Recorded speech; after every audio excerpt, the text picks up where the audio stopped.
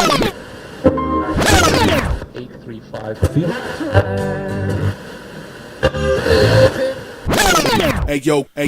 This is the Fantasy Den, presented by Buffalo Boxing Club and Rotosurance. What's up, guys? Welcome back to the Fantasy Den. I'm your host, Josh, and I'm here with Tom. We're getting ready to help you guys out with Week 16 matchups. Should be the championship matchups for most leagues out there. Let's start off with some notes, Tom. To lead off, news on Josh Gordon, who's been suspended indefinitely for violating terms of his reinstatement under the league's substance abuse policy. What do you make of this? You know, you got to feel for the guy. Obviously, he's dealing with some demons here, and it's bigger than football. His career outlook now is pretty bleak. I don't know that he's going to get another shot in the NFL, but more than that, you just feel for the guy and you hope that he gets better, because what he's dealing with is serious, and anybody who's ever dealt with any kind of mental health issues or addiction knows that it's serious and that it's a struggle. So I feel for Josh Gordon, and I hope for the best for him. I really do. Yeah, terrible news there. Like you said, feel for him. And, wish him the best. Hopefully, he finds a path to recovery and, lives a happier, fulfilled life outside of football. There's more to life than just this. Let's go into some of the notes that are going to affect this week matchups. Melvin Gordon, good news there was he's a full participant in all practice this week. So he's going to go this week in that same game. Keenan Allen, he's going to be a game-time decision. Matt Breida, limited practice again. This has been the story with Breida the whole season. That ankle injury flared up again on him this past weekend, but he's expected to play against a very tough Chicago defense. So I don't know how good you can feel about him actually even finishing this game either. Gurley sat out practice this week. They're saying that they expect him to play. McVay has said it. He has said it. Do you expect him to play in this matchup against the Cardinals? Yeah, I do. I think he's going to be limited. They're going to limit his touches. I mean, let's be honest, it's the Cardinals. They shouldn't have to do a whole lot to win, and they're gearing up for bigger things in the playoffs. So I think that they're going to limit his touches regardless of how he feels, just to keep him healthy for the playoffs. So I think he's out there, but I really don't think he's going to get very many touches. Odell Beckham did not practice again with a quad injury. Does not look good for him to play this week. With the Giants not playing for much anymore, I don't expect him to really come back this season. No, I don't. Yeah, I think he's done for the season. Spencer Ware, limited in practice again after yesterday's limited practice as well. He's battling the hamstring injury, so it's looking like he's most likely going to play. Probably going to be a committee scenario, similar to the Gurley thing. If he's out there, I don't expect him to have a full workload, especially with as good as Damian Williams looked last weekend. Lamar Miller was also limited. He sprained his ankle in the second half of last week's game, so he's expected to play. James Conner sat out practice again, looking like he's not going to play this week. Same thing with Gurley. They want to keep him healthy for the playoff run, so expect a lot of Jalen Samuels out there against the Saints. Juju Smith-Schuster, bad news here. He suffered a groin injury in Thursday's practice today. He could not finish practice, so it doesn't look good. You never like to see somebody obviously get on the injury report late in the week. Game on Sunday, we'll see if he's ready to go. If not, expect more targets for Brown. And that's pretty much all the notes I had for this one. So let's start talking about these Saturday night games, Tom. First game of the weekend, Redskins take on the Titans in Tennessee. Biggest thing to me that stands out is Tennessee Titans defense is one of the top streaming defenses of the week. You get a Redskins team who's being quarterbacked by Josh Johnson, an old Peterson after playing 15 games this season. We've seen him slow down already. Is there any positive or bright side to the Redskins, fantasy-wise? Not really. I mean, I think the only guy you could really play from this game on their side would probably be Vernon Davis, but that's really more to speak on how bad and thin tight end is. That being said, I still wouldn't play Vernon Davis because of how shut down the Titans have been against the tight end this season. They still haven't given up a touchdown to tight ends this season. So it's really not a good play. But, just speaking on guys that you could play, I think he's really the only playable one. Jameson Crowder, he's come on a little bit in the past couple weeks, but there's nobody on the Redskins side that has really warranted, any fantasy relevance lately. And Peterson, again, he's going against Titans defense. They're third best against the run this season in terms of average points per game given up. So I don't really like anybody in the Redskins side of the ball. It's going to be a tough game for them. What about Mariota in this game? We've seen him up and down this season. He's expected to play this week. He has a foot injury he's dealing with, but he should be okay for this game. Does he warrant a start in any leagues? I don't think so. It's tough. I mean, you probably have better options. I would stay away from it. I don't expect this to be a high-scoring game. I think it's going to be kind of an ugly run game. They're going to feed Derrick Henry. I don't expect Mariota to do much in this game. I think 230 yards and 2 touchdowns would be honestly his ceiling for this kind of game. Derrick Henry, you mentioned, you think he keeps it rolling? He's been on fire these past couple weeks, running like a monster right now. Yeah, I think he keeps it going. I think it's also one of those things where they're trying to give him the ball. They're making an effort to give him the ball. And I think he keeps it going against this Redskins defense, who've been probably better against the run than people realize. But that being said, I think he's still going to get rolling, and I think they're just going to feed him the ball all day long. That's kind of their game plan. Corey Davis would be, in my opinion, the only other Titan that may be considered as a fantasy play this weekend. For me, though, I look at him as at the ceiling a wide receiver 2, but more likely a wide receiver 3. Yeah, I'm not too excited about it. It just more has to do with Mariota. I just don't expect a big, high-scoring game here, so I'd be staying away from Corey Davis. All right, let's go to the next game, Saturday night game, playing in LA. The Chargers get the Ravens. Chargers coming off a nice win against the Chiefs in KC. 11-3 right now, tied with the Chiefs. They're trying to get as many wins as they can, lock up that bye week, the home field advantage. What do you make of this game? I think it'll be somewhat competitive, but I expect the Chargers to win this game. I see this being sort of a 20-17 game for the Chargers. I think that they'll win it. They're just so hot right now. They're might be the most complete team in the NFL from offense, defense standpoint, top to bottom. So I do expect the Chargers to win. I don't think this will be a crazy big game for any of the Chargers guys. I do like Rivers. I think he's a safe start. To me, he's just that guy who he's going to keep fighting. Rivers, he's not, he's never out of a game really. He can start poorly and finish strong. So I do like Rivers here. I know Baltimore's tough. Even the game being in LA, Baltimore's still a good defense. We saw what they did to the Chiefs a couple weeks ago. They're still capable of shutting down. That being said, I think the advantage they had in that game was that Mahomes, it was his first time facing them, and they threw a lot of different looks at him, confusing him, stuff he wasn't ready for. That ain't going to work with Phillip Rivers. He's ready for that. He's prepared. I expect him to have a pretty good game here. Yeah, I mean, like you said, there's very few quarterbacks who can come back from struggling in the beginning of a game, and that's exactly what we saw last week. Threw the 2 picks early in the game. They were losing. They were trailing to the Chiefs. They ended up making a huge comeback, and then the fourth quarter finish where they get the touchdown and the 2-point conversion to win it. I mean, that was just an awesome finish and really the epitome of Phillip Rivers and the kind of player that he is. With that being said, Keenan Allen is a game-time decision. We touched on that. If he doesn't play, Mike Williams and Tyrell Williams, what kind of fantasy day can these guys have against a tough Baltimore defense? Yeah, I'm not sure. I'm not excited about either of these guys per se. I definitely like Mike Williams better. I don't think you should play Tyrell Williams on the season. The Ravens are the 4th best against wide receiver. They're only getting up 9 touchdowns to wide receivers. So it makes you nervous. But I do see Mike Williams getting in the end zone here. But I don't expect much more than like 50 to 60 yards, honestly. I think because their defense has been so shut down. And I think Rivers will try to spread the ball a little bit like he always does. So I think Mike Williams here is a wide receiver too, even against this good defense. And Tyrell Williams, I don't think you're starting him. I think that's too risky.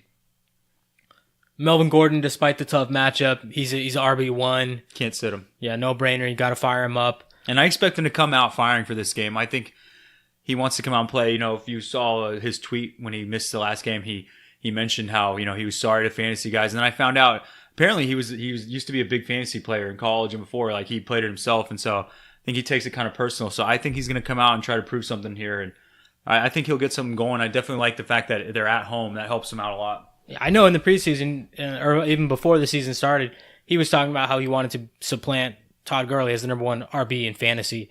And, I mean, he had a great season. The injuries kind of held him back a little bit.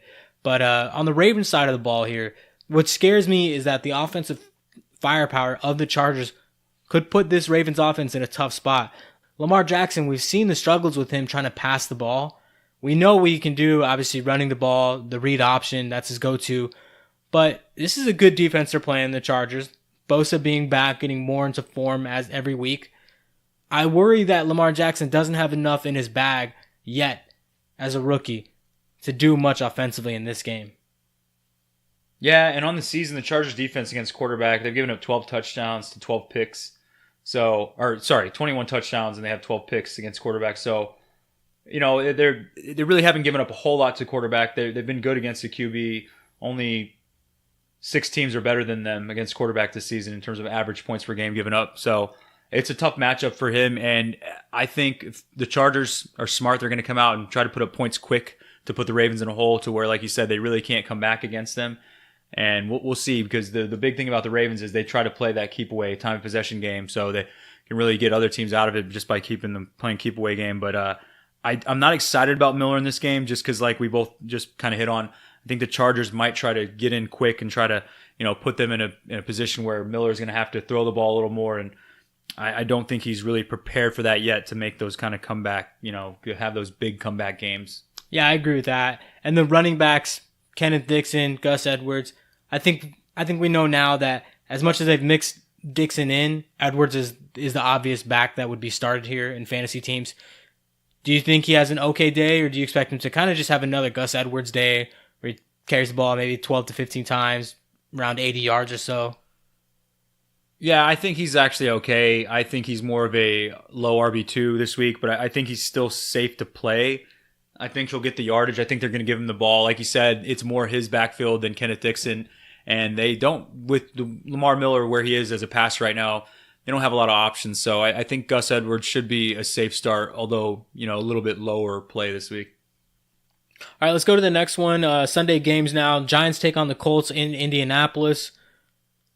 First impression of this game, no Odell Beckham. We saw Saquon Barkley struggle a little bit last week, being the only thing for defenses to lock in and key in on. Do you think that Barkley struggles again this week against this Colts defense? I think he'll be all right. I think he has a pretty big game here. I do think the Colts are going to win this game. They're at home, so I think they're a great defense to play this week against the Giants. I expect them to get some turnovers and kind of limit the Giants. But Barkley, I think, based off the volume and just the pure talent he has, I think he's actually safe this week to get you some numbers. But don't like really anybody else in the Giants. The matchup for the Colts, you like this. I think this is going to be an easy win for the Colts, to be honest. No Sterling Shepard. I mean, as far as you're not feeling Sterling Shepard this week. Evan Ingram. No, definitely not Evan Ingram. He just really hasn't done much this whole season. I don't like that. And on the season, the Colts are 6th best against a wide receiver, so I'm not too excited about Sterling Shepard. They have given up 13 touchdowns to wide receivers. But still, with the way Eli's looked and the inconsistency of the Giants' offense, I know with no Odell, it should open up more targets for Shepard. But I think outside of PPR, he's dangerous. In PPR, he's a little safer with the targets he should see. But it makes me nervous. I'd be looking elsewhere other than Shepard. And on the Colts side of the ball, you expecting a big day from Andrew Luck?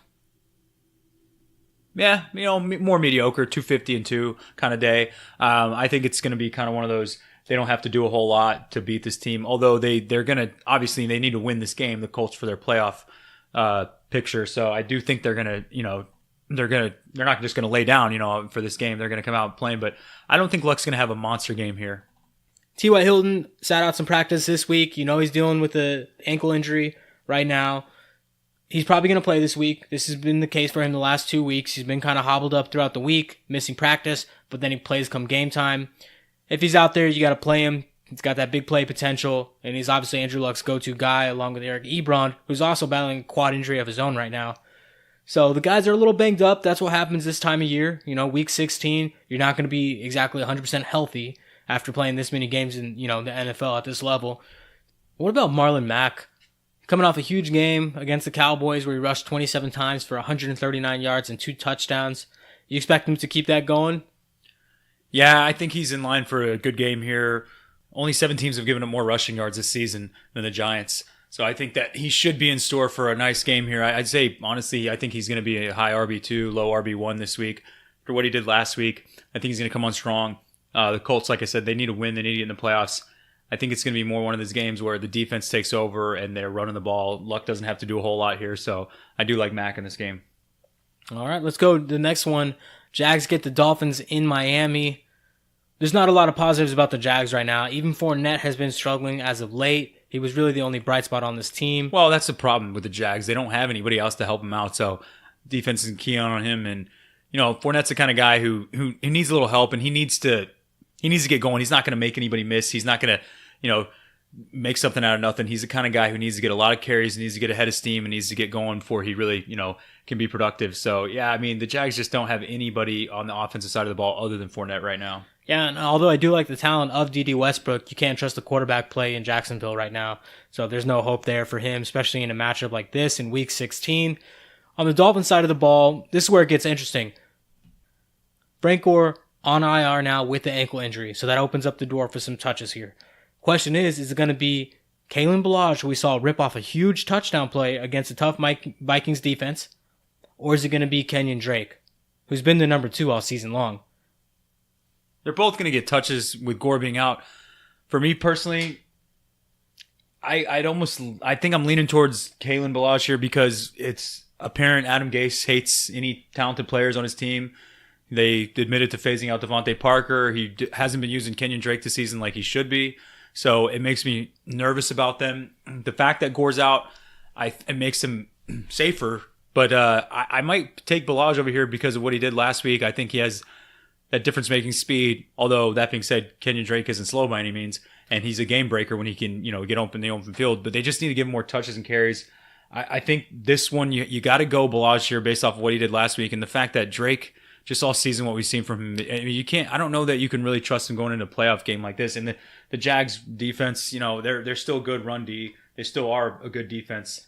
But it just makes you nervous. Yeah, I agree. And it's not so much the matchup that I don't like. I mean, because they are playing in Miami. And honestly, you look at this Jags team right now, they're 4-10 on the season. After making the playoffs last year, defense looking amazing last year. There's a major problem in the locker room of the Jacksonville Jaguars right now. And I'm not sure that's on Doug Marrone or not. I don't know if they're going to make changes in the offseason or not. But there's something going on with this defense.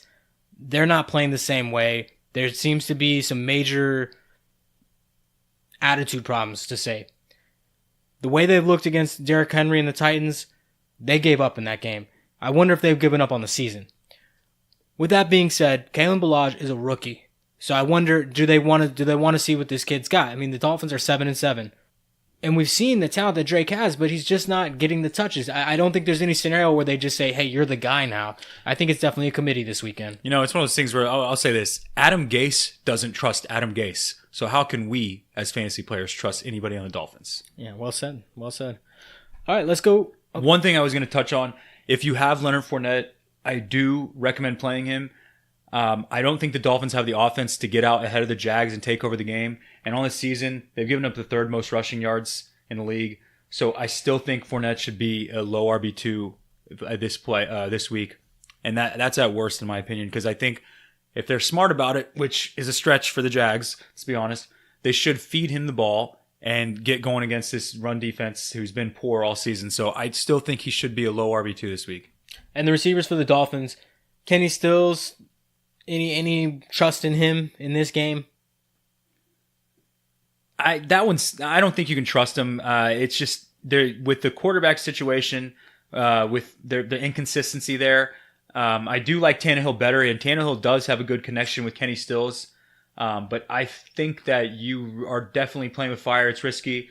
And then not to mention that on the season, in terms of average points per game given up to wide receiver, the Jags are the best, meaning they give up the least. So it makes you nervous. And they've only given up 7 receiving touchdowns on the season. Not a lot at all. The fact that they're at Miami helps a little bit, but I think you should be looking elsewhere other than Kenny Stills. Would you play Kenny Stills or Sterling Shepard? Kenny Stills. Kenny Stills or Corey Davis? Kenny Stills. Just for fun, Corey Davis or Sterling Shepard? I'll go Sterling on that one. All right, let's go to the next matchup, Tom. We get the Falcons and the Panthers playing in Carolina. One note that I didn't mention at the top of the show, Cam Newton shut down for the season. He's going to miss the last 2 games, obviously with the shoulder injury. Look, and that one hurts. A lot of people have been riding this guy all year. He's been hot all year, except for the past couple weeks. And it really hurts, going into a championship game when you're counting on a guy like this, where Cam Newton can be a real difference maker. He can win you a title on his own. So this one hurts a lot. And, really it hurts McCaffrey and the rest of the Panthers offense. Now, other than McCaffrey, there's not a whole lot of fantasy relevance on that offense. So it's not like it's a huge blow to a lot of guys, but Ian Thomas probably takes the hit here. Curtis Samuel takes a little hit here. And then DJ Moore, I don't think you can trust at all at this point, with Cam being out. And like I said, McCaffrey, it's going to hurt him because the way Cam Newton runs that offense, he gets McCaffrey involved, but he puts him in the right position. He helps him out. I still think that McCaffrey's going to be a volume, and you're definitely not sitting McCaffrey, don't get me wrong. But I don't expect a huge game from him here. Yeah, there's no way you're sitting McCaffrey, but it's definitely frustrating because McCaffrey's been so hot this season, especially the second half of the season.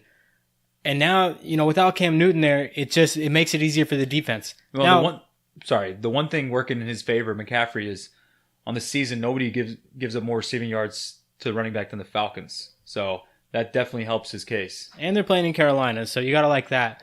On the Falcons side of the ball, Ito Smith on IR, shut down for the season. Tevin Coleman coming off a big game last week.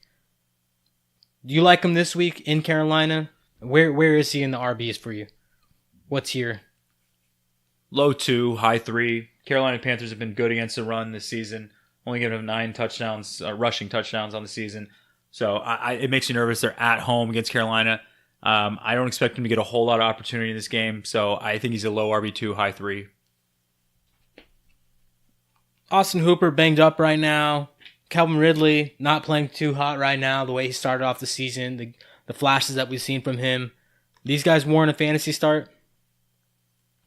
I mean, I'm more okay with Hooper because we know how thin the tight end position has been, and I do expect him to see the targets, and then not to mention that Carolina is the third worst against the tight end in terms of fantasy points per game given up.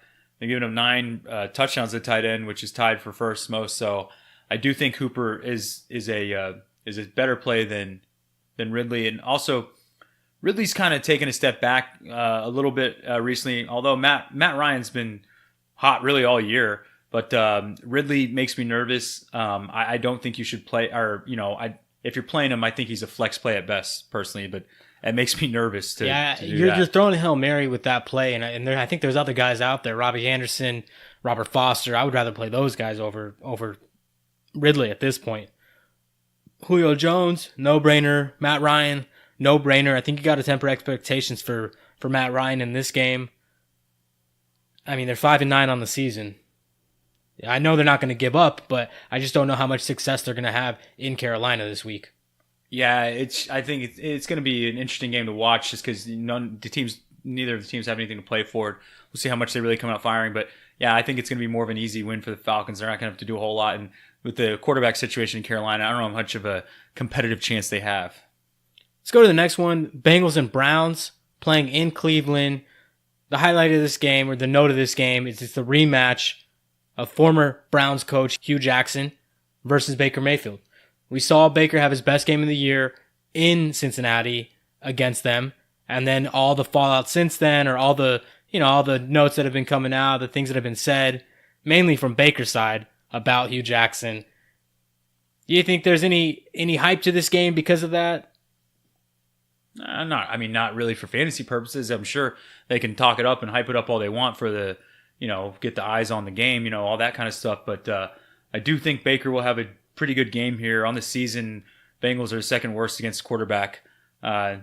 So I do expect Baker to be all right here. Again, this is one of those games where I don't know how much the Browns are going to have to do to win. I think the Bengals will be a little more competitive in this game than people think, only because the Browns defense is good and they are playmakers, but the Browns don't seem to have that true difference-making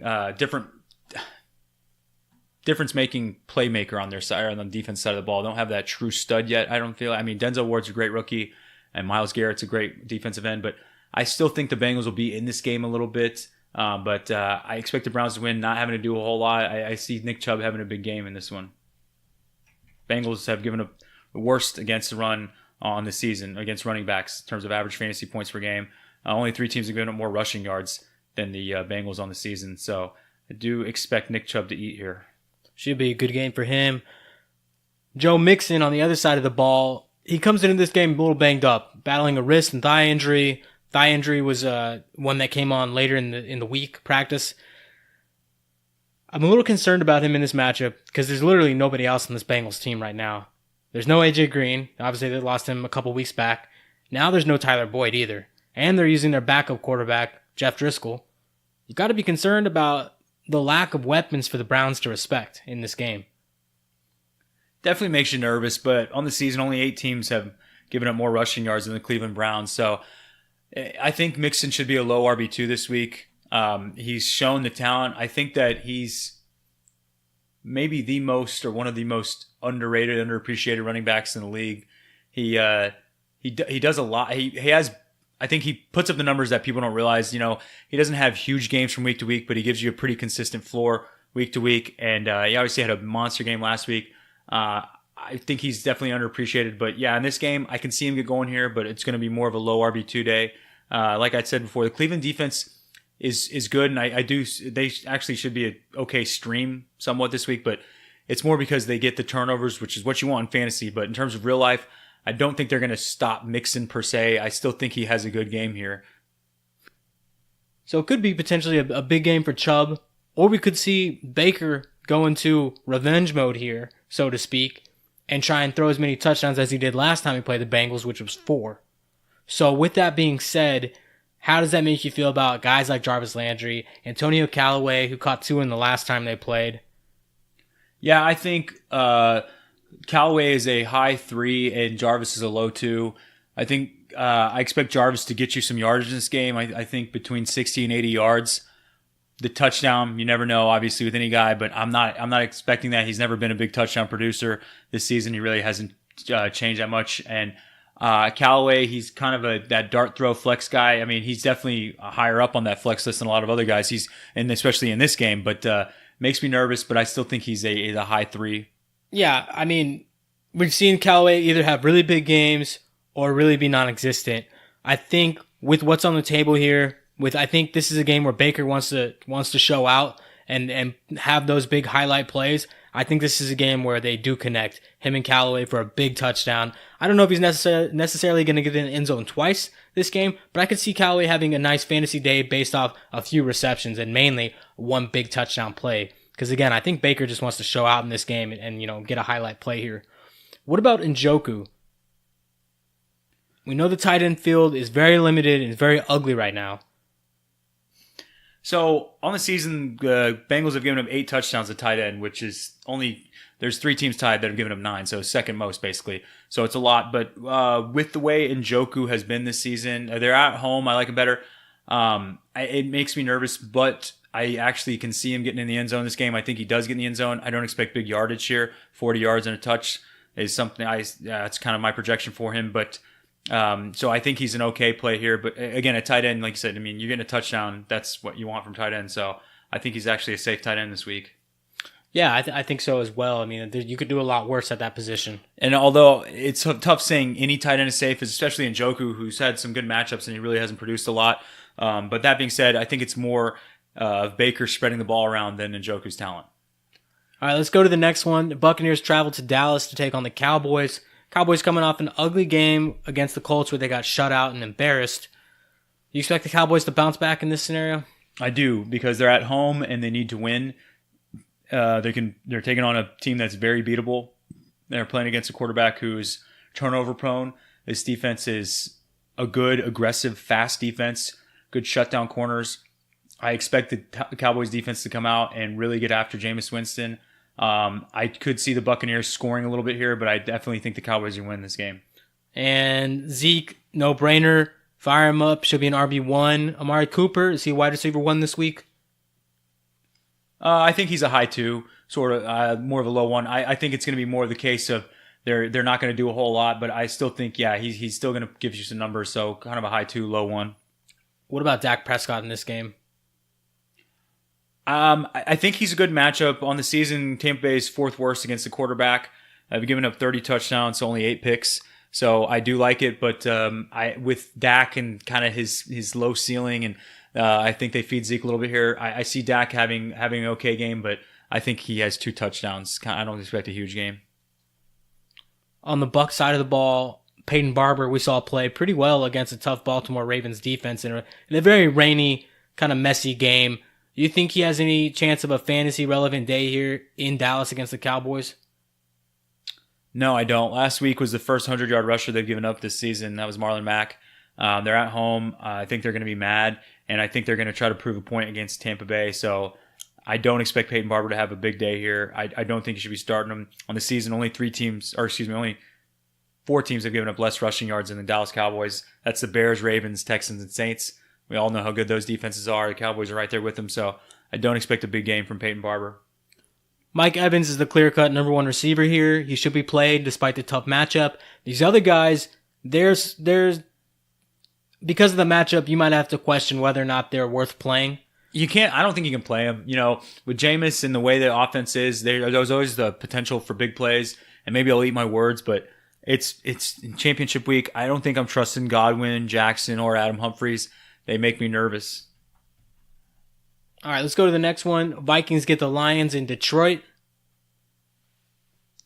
What's your initial response to the Lions side of the ball? Another team that's beat up, not a lot of skill position value here right now outside of Kenny Golladay. You touching any of these other guys? No, and even Golladay makes me nervous. I mean, on the season, only the Jags are better against the wide receiver than the Vikings in terms of points per game given up to wide receivers. So it makes me nervous.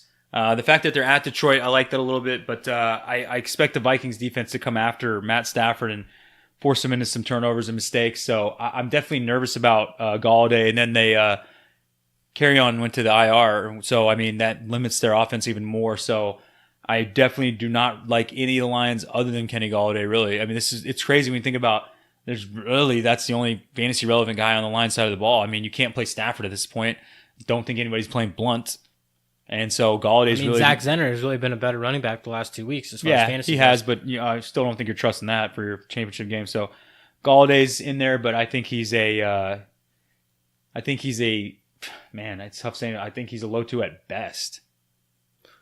We saw him make some big plays last week against a pretty good Buffalo defense. Some tough catches when there was really, same scenario. There's nobody else on this team. You knew they were going to go to him, and the Bills knew they were going to go to him, and he still was able to make some really nice grabs in that game. Yeah, I do think he sees volume here, so that'll help him out. But Minnesota's just been good against the wide receiver this season, so it makes me nervous. And really, they're keying in on him because they don't have a whole lot to worry about on the line side of the ball.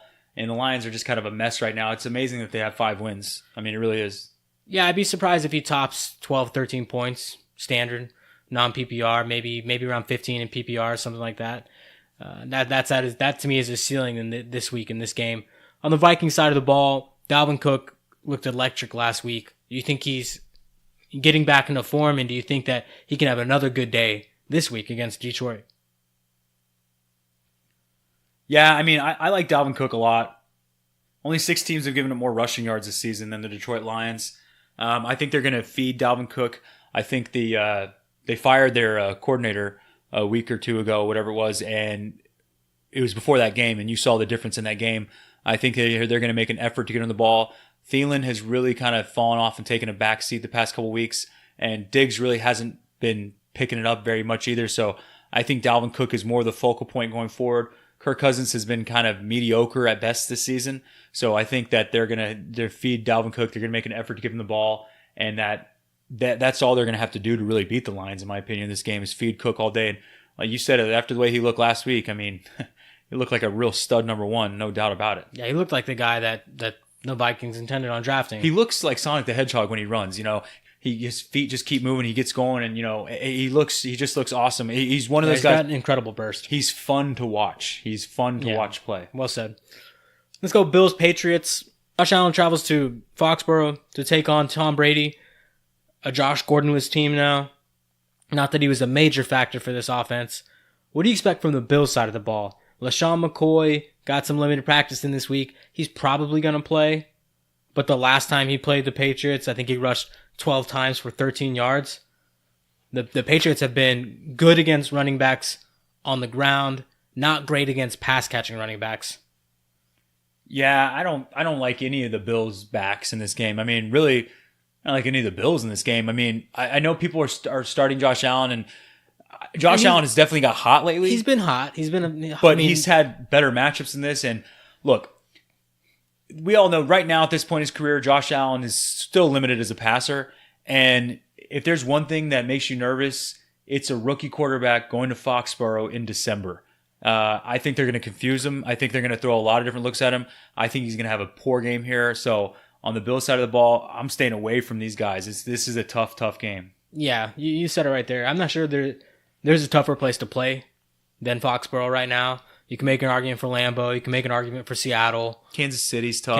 New tough. Orleans is tough. But we've seen teams go into those places and still play well. We just saw the Chiefs get beat. We saw Baltimore put up a good game against them. The Patriots at home, let's be honest, they still have the mystique. Yeah. They still have Brady. They still have Belichick. They have all the rings. They have the advantage at home. They do, and everybody knows it, including the other team that's playing there. So it's going to be a tough matchup. And if you're trusting Josh Allen in this championship week, I mean, that's on you. You got to make your own decisions, but I would not recommend that. Like I said, I think this is going to be a really tough matchup, and I think the Patriots are just going to take this game over easily. And like I said, confusing the rookie, throwing looks at him that he hasn't seen before at Foxborough, it's really tough. And in championship week, I'm looking elsewhere. Anybody watching Josh Allen play can appreciate his athleticism. He's a better runner than I thought he was. Like a young Cam Newton, kind of. He's big, he's fast, he's not afraid to run. With that being said, Bill Belichick's watching the same stuff. He knows what Josh Allen's strengths are, and we all know what his weaknesses are too. If you force this guy to try and beat you with his arm, he's going to throw turnovers. Well, and also, let's think about the Patriots. What they tend to do is they'll try to key in on your big guy and take him away, seemingly what they've done over the years. And so let's think about the Bills. They don't have a real big threat. So I think they're going to be like, let's lock in on Josh Allen and confuse this guy and get him rocked, get him, go after him. That's all they're going to have to do. I agree. I think you'll see them bring a lot of pressure. I think you're going to see a very aggressive defense in this game, a lot of blitzes, a lot of spies, even on the cover. And I think it's going to be a hell of a day for Josh Allen. And I mean that in a very bad way for him and the Bills in general. On the Patriots side of the ball, I don't expect them to have to do a lot offensively. Running backs, is Sony Michel the guy this week? Actually, I think James White's going to have a big game here. I see him getting involved in the passing game. I see him going out there and getting a touchdown. I like James White in this game. I think Sony Michel is an RB2. I still think you should play him if you have him. But I like James White here. I think he's going to have a big game. Julian Edelman is one of the more reliable guys in fantasy football. He's pretty much always going to give you wide receiver 2 numbers, especially in PPR. Doesn't have a huge ceiling, but without Josh Gordon there to take some of the looks, maybe that gives him an uptick there. Rob Gronkowski, no brainer. Got to roll him out there. Yeah, you do, but I will say that the Bills' defense has been good against tight end. On the season, only the Jets have given up less yards to the tight end than the Bills. And they've only given up 4 touchdowns to tight ends this season. That being said, Gronk can come in there and catch a touchdown, and that won't surprise anybody. But I think with the season he's been having and kind of the fact that the Patriots aren't going to have to do a whole lot, it makes you nervous. If you have Gronkowski, start him. I am not saying to sit him because tight end is so bad, and you're not going to find a guy like Gronk who I could easily see Gronk finishing this game with 40 yards but 2 touchdowns. That could happen. So, but again, I don't think the Patriots are going to have to do a whole lot. I think they're going to run the ball and not really have to spread the ball around with Brady. But I don't expect a huge game from Gronk here, but I can see him getting in the end zone pretty easy. I like Gronk in this game for one reason, and I think it's about the mental game. That's one of the things that Patriots do so well. They understand what it takes to win in December and beyond in the playoffs, and they know that they need to be rolling into the playoffs with a head of steam. And I think a big part of that right now, especially losing a weapon like Josh Gordon, despite his production or not these past couple weeks, it's been a little bit up and down.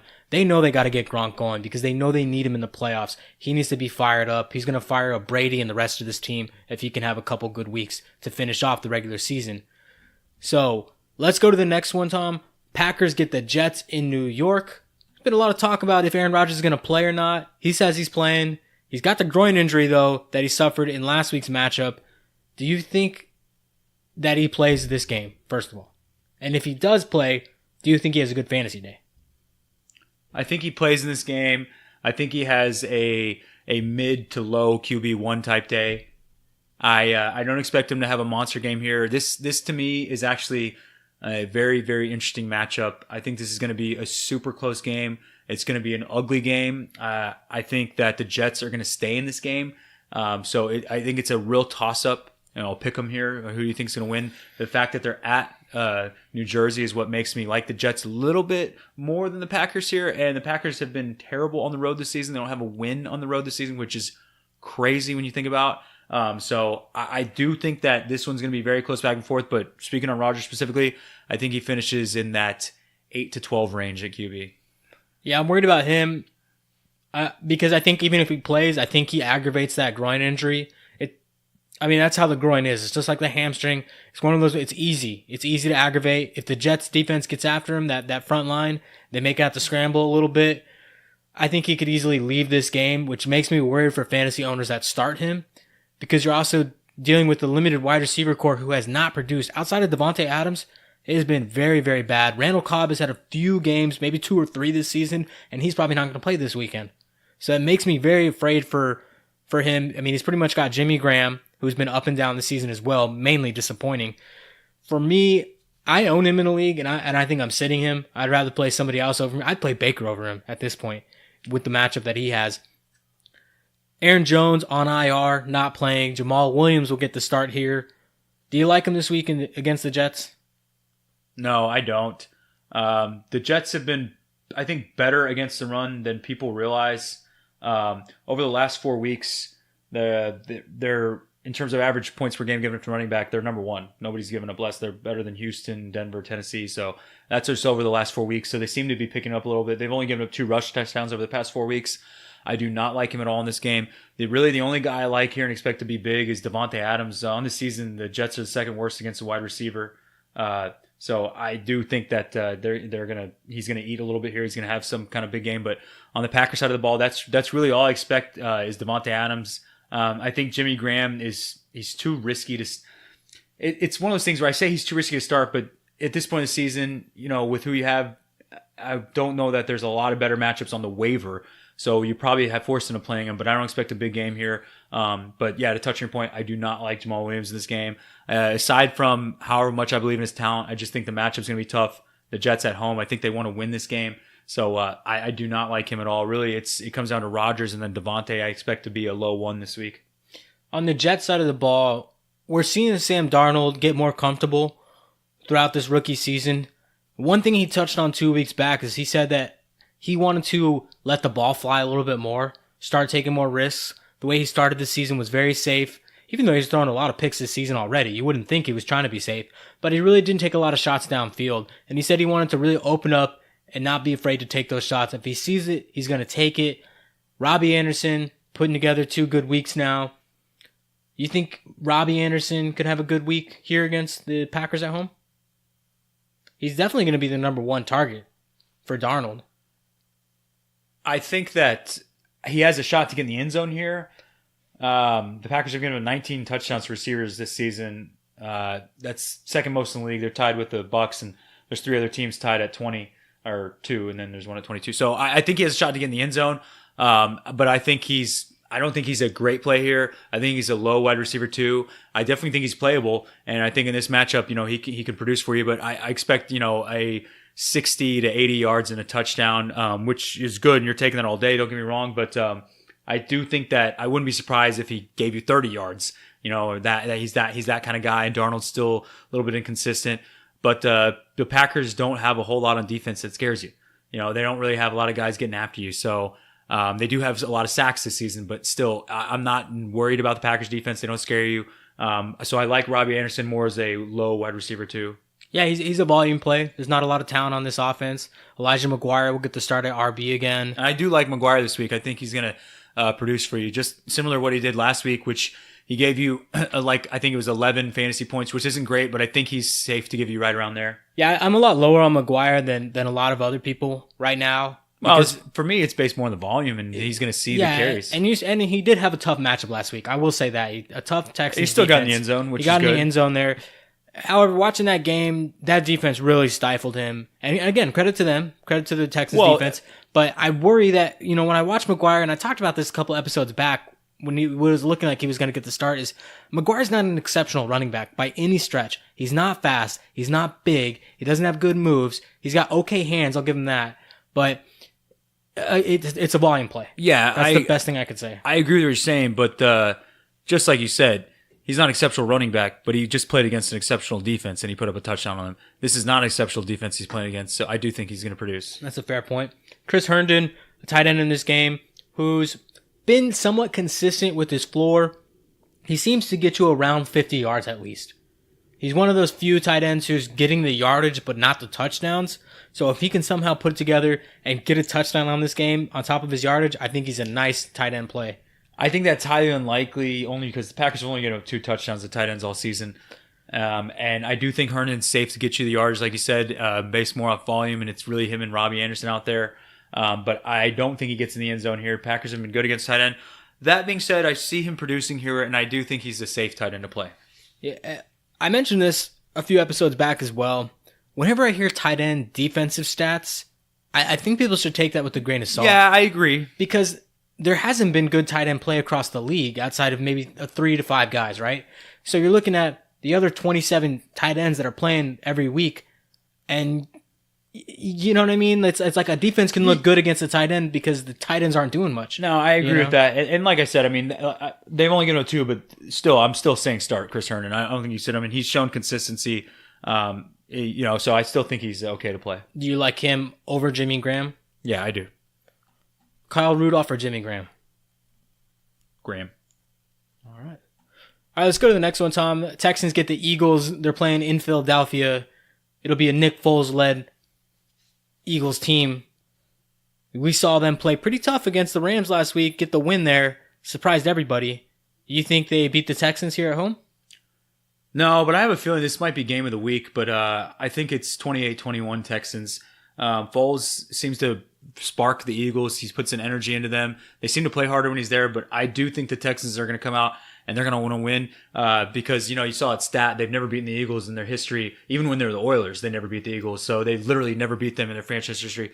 I think they're going to come out to prove a point here. So I do think they win this game, but I think it'll be back and forth and competitive because for whatever reason, Foles seems to really inspire the Eagles and they seem to play harder. And I mean, they beat the Rams last week. They beat the Rams in LA. And really Foles, the thing I'll say about Nick Foles is he's steady hand. That's what he is. He's a steady guy. He's not too high. He's not too low. He kind of keeps you flowing and he gives you a chance. I like the fact that he's willing to, he's willing to throw the ball. He's not a scared quarterback. He's out there playing to win and he has the confidence. The guy won a Super Bowl last year, So yeah. I do like this game. I think it's going to be a really good game, but I do think Houston wins. The odd thing to me about Nick Foles is we saw him come in and be the hero for the Philadelphia Eagles last season with Carson Wentz leaving late into the season in the playoffs. And then we saw Nick Foles get the start at the beginning of this season, and he was the joke. They were laughing him out of Philadelphia. Now we see him come back, and I start to think maybe this guy's just better as the underdog. With no expectations, he seems to perform well. But maybe it was just beginning of the season, knocking the rust off. A lot of teams start slow. But either way, it was an impressive win. As decimated as the Philadelphia defense is right now, they played great last week. They're putting some big hits on these Rams receivers. And I really expected the Rams offense to smash them after coming off a bad, embarrassing loss to the Bears in Chicago. That wasn't the case. And the running backs for the Eagles, Josh Adams should lead this committee. You'll see Wendell Smallwood get mixed in there. You'll see Darren Sproles a little bit. But Josh Adams being the lead back here, you have any interest in him against a tough Texans defense? Yeah, tough Texans defense. I have the same thought I did with Elijah McGuire last week.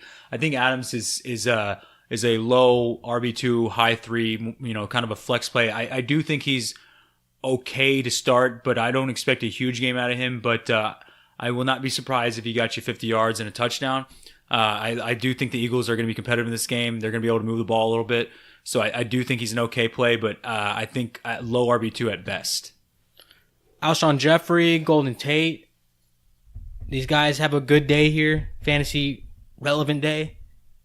They're both going to be okay per se. I don't know how high I am on Golden. I definitely like Alshon better.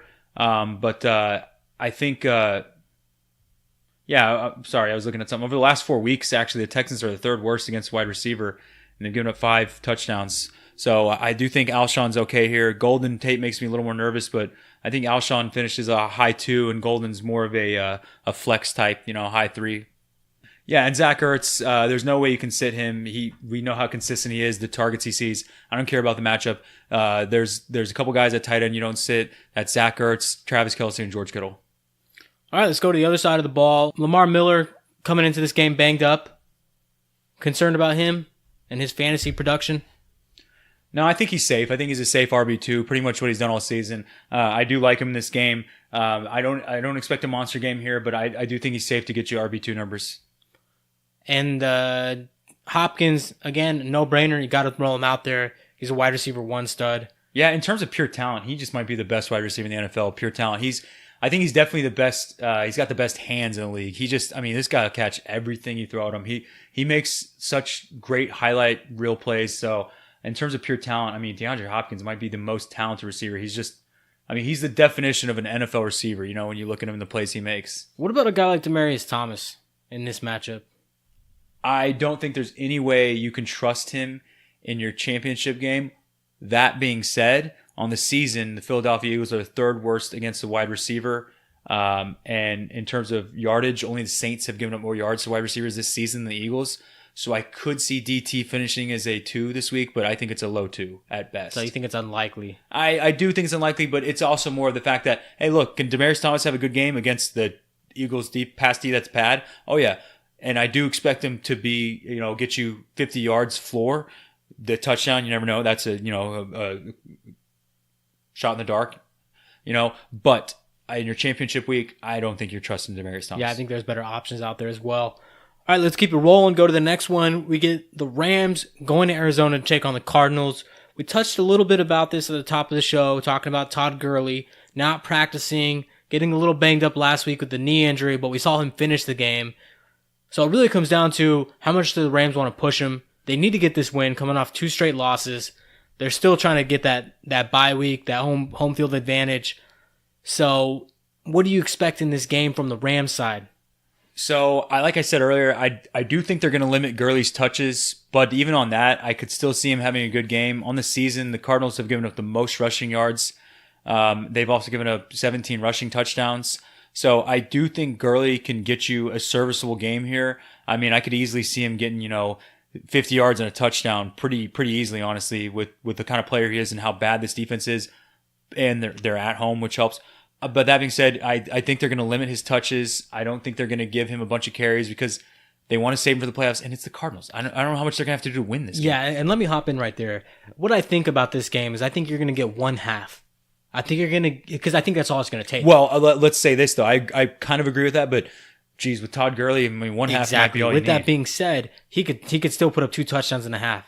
And yeah, I wouldn't be surprised if Gurley plays one half and gets you 15 to 18 fantasy points in one half. Yeah, absolutely. I think that's all it's going to take to beat the Cardinals, and I think you're going to see limited game time from Gurley, and depending on how that knee feels, no one can guess, even Gurley, out there in game time, we'll see how it is when he starts cutting, when he starts taking hits. At the end of the day, they want to keep him ready for the playoff push, though. Yeah, and again, if you have Gurley and he's playing, there's no way in hell you're sitting this guy. Yeah, got to play him. I almost was going to think an interesting strategy, maybe this is crazy, but what if you put Gurley in and you put John Kelly in at your flex because of how bad this Cardinals defense is? Maybe they run all over him all day. That could be an interesting strategy. Now, that takes a big pair of balls, but it still could be interesting. It's one of the crazier ideas I've heard, but it's also crazy possible. Enough to work. Yeah, it's crazy enough to work. Now, we're not recommending it, but something to keep in mind. Let's talk about the receivers here. Brandon Cooks, Josh Reynolds, Robert Woods. Do you like any of the guys in this game?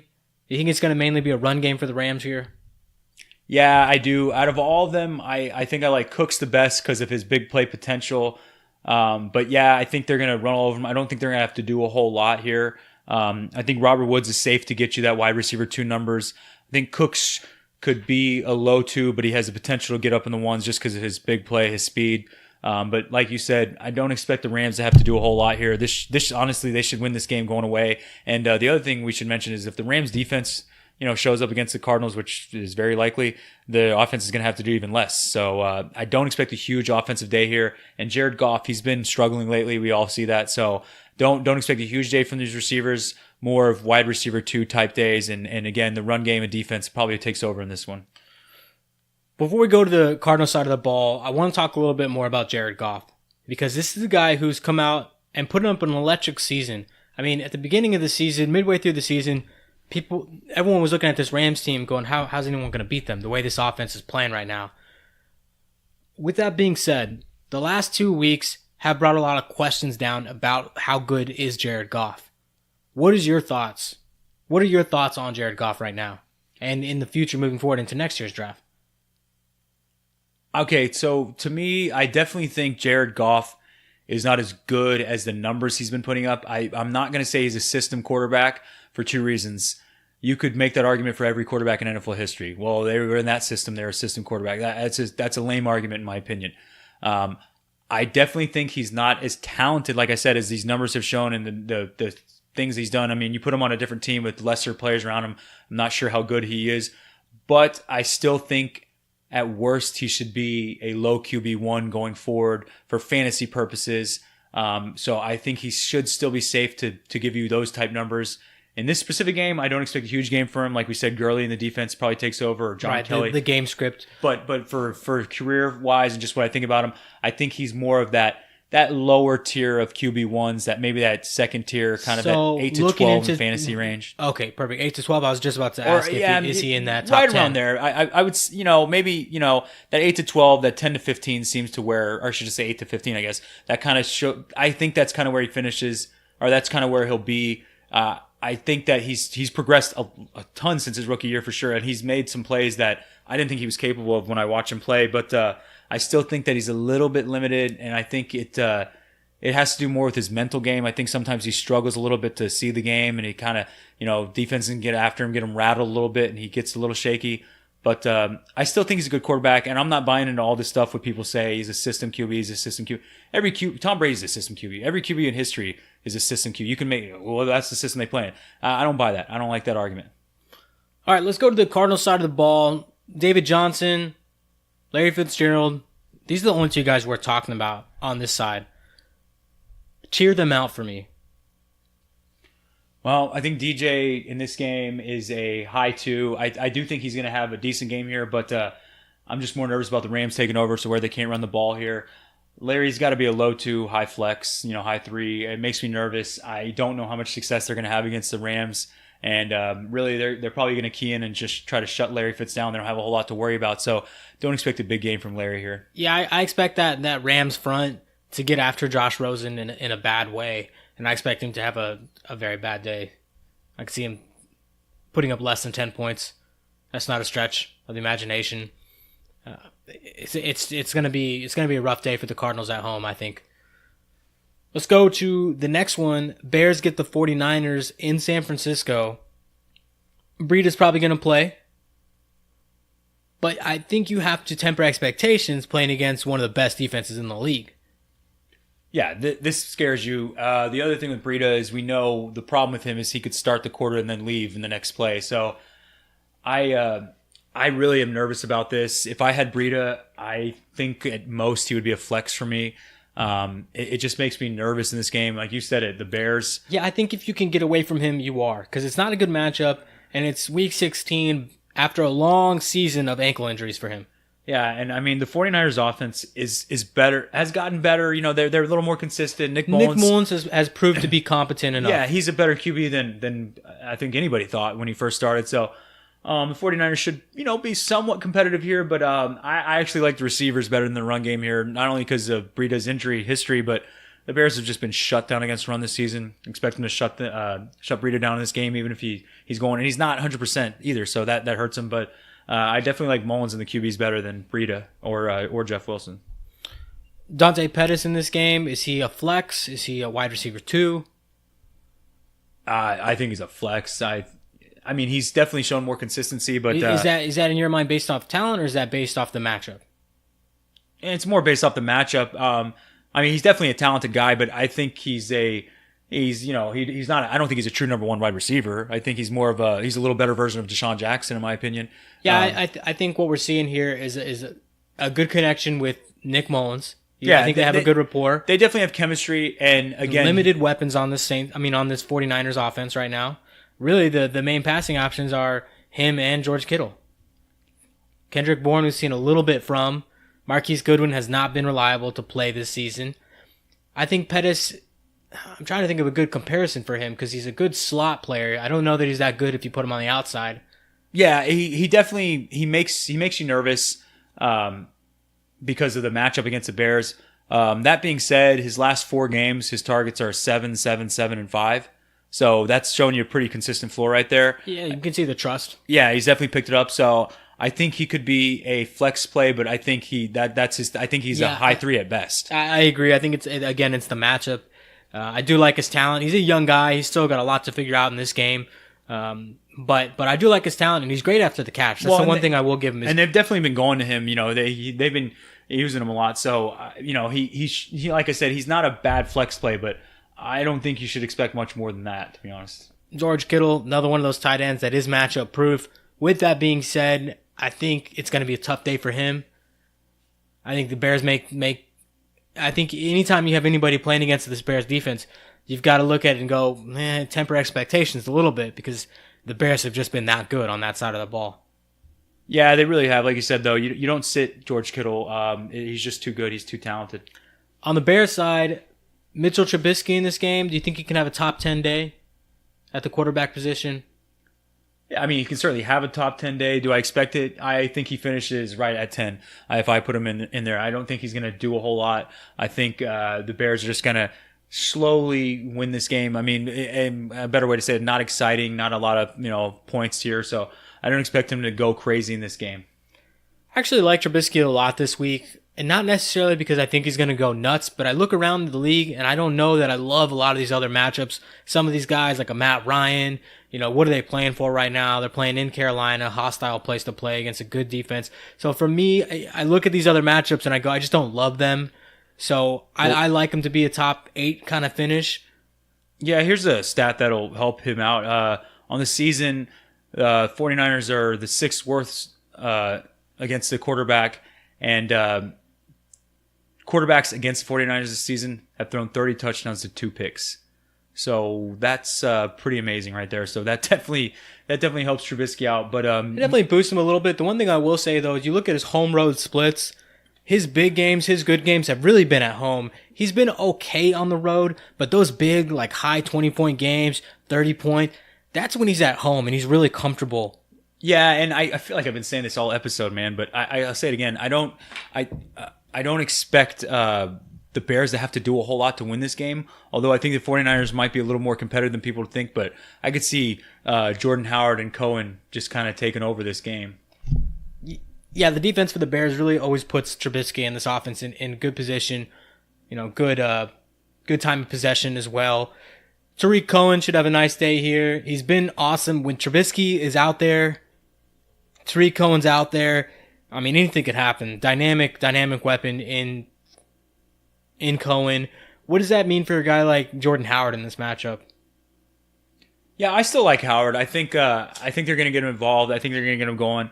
I think he's an RB2 this week.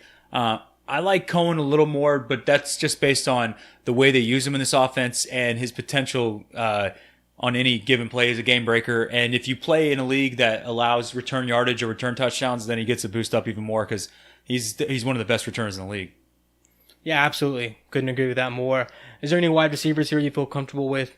Allen Robinson would really be the only guy that comes to mind for me. Yeah, actually, I'm okay with Allen Robinson. On the season, 49ers are 4th worst against the quarterback, and they've given up 22 touchdowns. No team's given up more than that. So I do think Allen Robinson is a good play this week, but I think he's a mid to high 2 because like we've been saying the whole time, I don't know how much the Bears are really going to throw it around there, but I do think he's a good play this week. But other than that, I don't think I would be playing any other Bears. If I do, it would be Taylor Gabriel. I would agree with that. I don't trust it, but any given Sunday, you never know, right? Well, it's also based off the targets too. Anthony Miller's last 3 games has a total of 3 targets. So you're definitely not trusting that. You want to stay away from there. And it's just the explosion that Taylor Gabriel has. He's tied with Allen Robinson for the team leading targets. They both have 86. The difference is over the last 3 games, Allen Robinson's targets are 9-8-7, and Taylor Gabriel's are 7-7-3. So Robinson's giving you a little more of a floor, but Taylor Gabriel is pretty much right there with him in targets. All right, let's go to the next one, Tom. We got the Steelers going down to New Orleans to take on the Saints. Has the potential of a very good game, depending on how the Steelers play, because we know Ben struggles over the years on the road. And the Saints, as of late, and Drew Brees, as of late, not looking the same. However, we know how the Saints play at home. No James Conner in this game, most likely. Jalen Samuels could be set up for a nice day here, especially if the Saints do put up points. You know, he's a great pass-catching running back, so he's not going to be... There's no way that the game script takes him out of the game, or the game flow does. What else do you make of this Steelers offense, though? Juju Smith-Schuster with a groin injury, kind of up in the air about his availability. Yeah, this one is this, like you said, this could be really an explosive game. Could be game of the week. Could be. I don't expect it to be. I think the Saints are going to win this game. I think they're going to win it easily.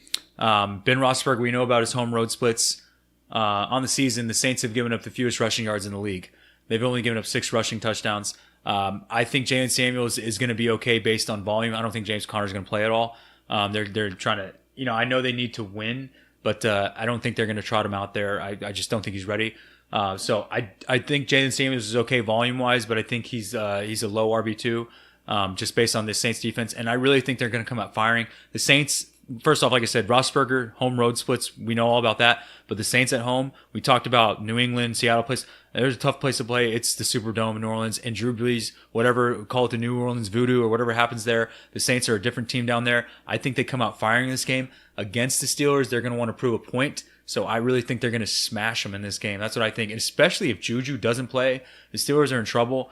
So Juju sits, and we're looking at just Antonio Brown as the main guy that you would actually roll out there and start. How do you feel about that? Because all eyes are going to be on him. But this is also the worst pass defense in the league, statistically. Yeah, in terms of average fantasy points per game given up to wide receiver, they're number 1. They've given up the most receiving yards this season to wide receivers. So, and as far as Antonio Brown goes, he's had eyes on him his whole career, and he's still produced. He's still a good player. I know he's slowing down a little bit, but he's still produced for you this year, putting up the touchdowns. Maybe not getting the yardage that he always does, but he's still been that guy. So you're not sitting Antonio Brown. I think he's a low wide receiver 1 at worst, honestly. If Juju out there helps him, but that being said, I think if Juju sits, which right now we really don't know. Who knows? I think that it's just going to maybe boost Antonio a little bit because he's just going to see every target. So I don't think you can sit Antonio Brown in your championship game. I mean, that would be nuts, honestly. But this matchup, I do think the Saints win this, but the Steelers are going to have to, put up points. You're going to have to keep up with them, so they're going to be throwing the ball around. And like we said, the Saints have been the worst against the wide receiver this season, so Brown should produce. And if Juju plays, he should produce too. I think mid wide receiver 2 at lowest. I think if Juju sits, the biggest thing for me is Vance McDonald becomes a tight end that should be started. I don't know about in championship matchups where there's only 2 teams really playing for much, but if you're really struggling, that could be a guy you look to, especially if they're chasing points and they need to find production somewhere outside of running back and outside of Antonio Brown. On the Saints side of the ball, we know what we can expect from them at home. Drew Brees should bounce back from a poor game. He should. I mean, although this season he's not this season, but the last 3-4 games he's really been struggling. He should bounce back, and I do expect the Saints to have a big game here and them to put up points. So I do think he's going to finish in top 5 quarterbacks this week. I think one thing that's really hurt Drew Brees this season, even though he still had a good season by all means, is outside of Michael Thomas and Alvin Kamara, who else is there for him to find and throw to? Yeah, that's the biggest thing. They don't have a great number 2. And the thing about the Saints over Drew Brees' whole career, you can say this. They've never had a real, Marcus Colston was kind of a number 1 for years, but they've never, other than Mike Thomas, they never had a true stud number 1, but they always had 2 or 3 guys they could throw to back when it was Colston and Willie Snead and Devery Henderson. They had these guys that they could throw the ball to. He could spread the ball. And there's one thing Drew Brees does well. He spreads that ball around. So Yeah, he plays better that way. That's what his strength is. He can make those reads, quick decision, and pick you apart that way. And Ted Ginn was that guy for them. He was that number 2. But now that he's, obviously they lost him earlier on in the season. We saw Traquan Smith have a big game. That was it. He got a little banged up. He's kind of disappeared. Yeah, so that being said, like I was just going to agree with you with that. That's the thing I think that's kind of hurting Brees is that he doesn't have a whole lot of secondary options. And Mike Thomas started really hot, and he's kind of slowed down a little bit. So that's definitely hurting them. But I do think they come out and put up points here. But I agree with you. I don't think you can really trust any of the Saints receivers after Michael Thomas. There hasn't been enough consistency. They are at home. You like them better. We expect Brees to have a big game here. But in your championship match, I think you're looking elsewhere than the other guys on the Saints, other than Michael Thomas, Kamara, and Ingram. And the last thing I want to say about Drew Brees too, just to touch on what we were saying, is Drew Brees is also very much so a rhythm guy.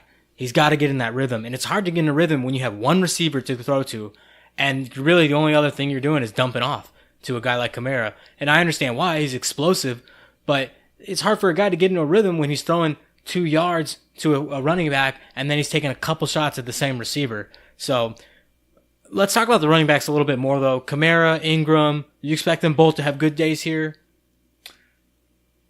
Yeah, I think they're both going to be good, serviceable fantasy plays. I think Kamara has a better game here, but I think both these guys are safe to put in your lineup here. Mark Ingram, I think he's going to be a low RB2 at best, but I do like Kamara here. I think he has a RB1 week this week. I think he's a pretty good play, but I think both guys, if you have them, you should plug both of them in. Yeah, I think Alvin Kamara's got a very good chance to be the number one. Yeah, let's be honest, running back on the week. Not only because his talent, obviously he's been right around there, but the Pro Bowl comes out and he got snubbed this year. I don't know, maybe that plays in a little bit of, and also he's, like the Saints offense as a whole, he's kind of hasn't been the same guy the past, however many weeks, he really hasn't been the same Kamara, that he's been his whole career, honestly, up to this point. So I do, for whatever reason, I feel a big bounce back here for the Saints at home. And they clinch home field if they win this game. So I think they're going to come out and they're going to want to win this game, especially against the Steelers, a good, tough team. I think they're going to come out firing. Yeah, it's going to be the most interesting thing is going to be how this Saints defense looks against this Pittsburgh offense, especially if they don't have Juju. It's going to be a real interesting game. Let's go to the Sunday night game, Tom. Chiefs travel to Seattle, take on the Seahawks, coming off a loss to the Chargers, heartbreaking last second loss, really. What do you expect in this game from the Chiefs? Well, I mean, Mahomes, obviously, you're not sitting this guy. I do expect him to have a big game here. I think this is going to be a back-and-forth game, but I see Mahomes putting up 303 touchdowns. I think he comes out and has a monster game. I like Tyreek Hill in this game a lot. Not sitting Travis Kelce by any means. It's the running backs that make me nervous for the Chiefs. I like the pass catchers, and I love Mahomes. I'm nervous about the running backs here. Seattle is a tough place to play. They seem to play better there. Their defense is better than people realize this season. Spencer Ware getting back in the mix with these limited practices. Well, that's making it a lot foggier. It's a Sunday night game, so that's what really makes it tough for fantasy owners. That's the thing. The fact that Ware is there is what makes you. If Ware wasn't there, I would say plug in Williams as your RB2. Don't expect huge numbers, but I think he's a safe RB2. But the fact that Ware is there, it really messes it up. And like you said, it's a Sunday night game. You're going into Sunday night with just that, and then the Monday night game. So it makes you really nervous. I would like Williams way better if Ware sits, but I like the Chiefs pass catchers better than the running backs. On the Seahawks side of the ball, we know what we're going to get out of Russell Wilson battling another good quarterback. They're 8-6 on the season. They need to get this win. It's going to be a great game.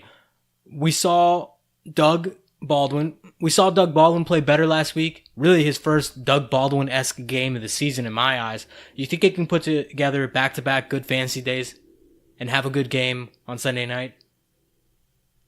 Yeah, I do expect them to have a good game. The Chiefs, they're middle of the pack against receiver. They've been pretty good, but they're at Seattle.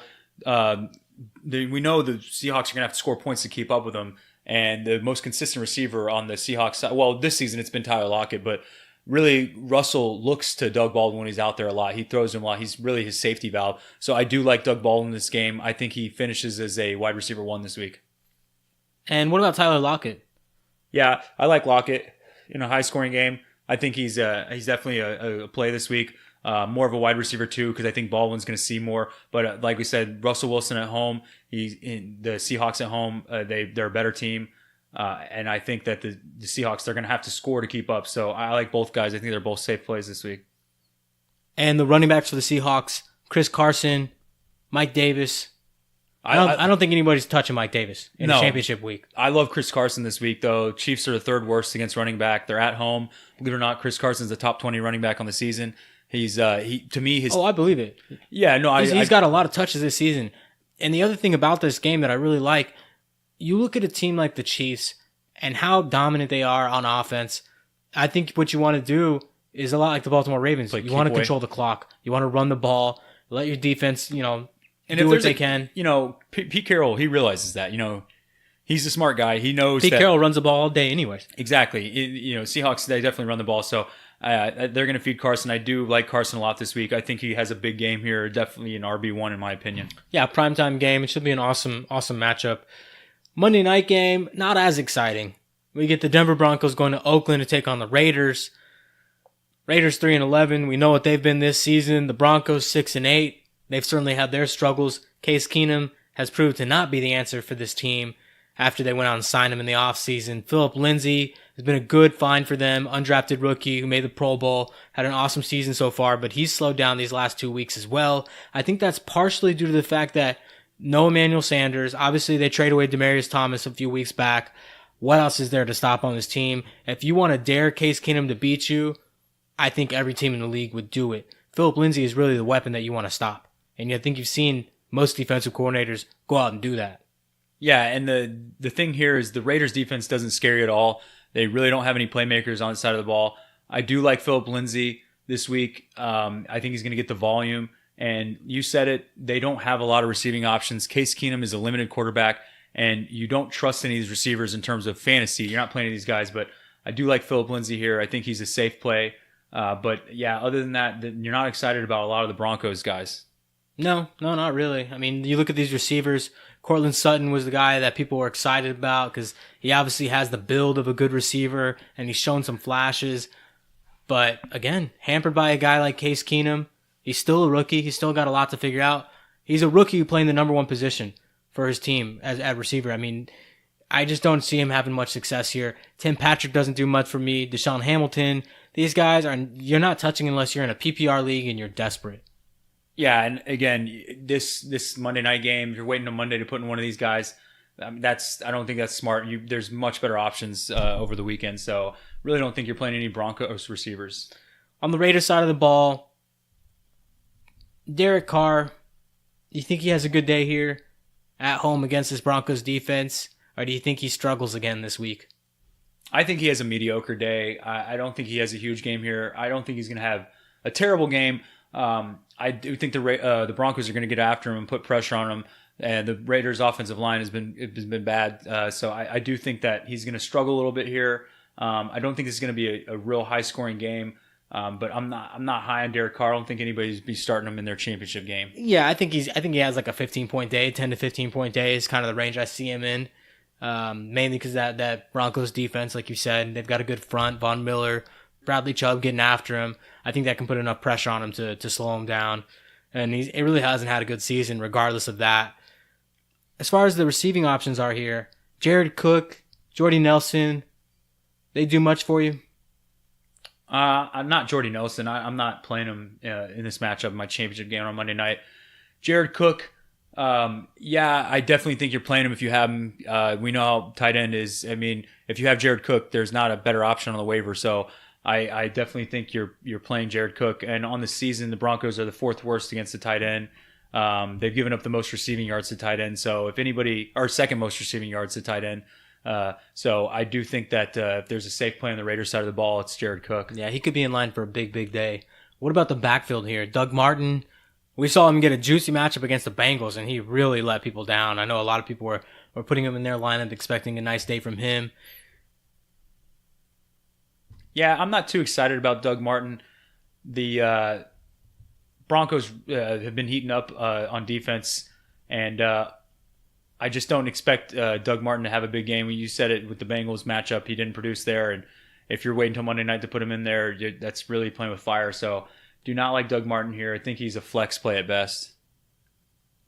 All right, well, I think that wraps up the outlook for this fantasy championship weekend. We wish you guys the best of luck. If you have any tough calls you're trying to make, last minute moves, you find somebody on the free agent market, get at us on Twitter at the Fantasy Den. Thank you guys for the support this season. We really appreciate it. We'll definitely be putting up some episodes during the off season. Looking forward to 2019, talking about the moves that are made in the off season, the draft, etc., things of that nature. So make sure you stay tuned. Yeah, just want to say thanks for all the support. This is our first season doing this. For us, this is really a labor of love. We love fantasy football. We love doing this. This isn't a monetary thing for us. We just do this purely out of passion. So we really appreciate all the support, all the followers, all the listeners. We just want to thank you guys because it's our first season doing this. So kind of, trial by fire for us trying to figure this thing out. So we just thank all you guys for taking the ride with us. Yeah, and thanks to all the guys on Twitter who have repeatedly asked us questions. The biggest satisfaction we get is helping you make the right call, helping you get your wins. It's been a tough season with a lot of these injuries to big players. We've been able to overcome that. So we'll be back and ready to do it again next season. We're going to be putting out more episodes. We'll be getting the Instagram going. So we look forward to interacting with you guys even more next season. So thanks again, guys, and we'll catch you on the next episode.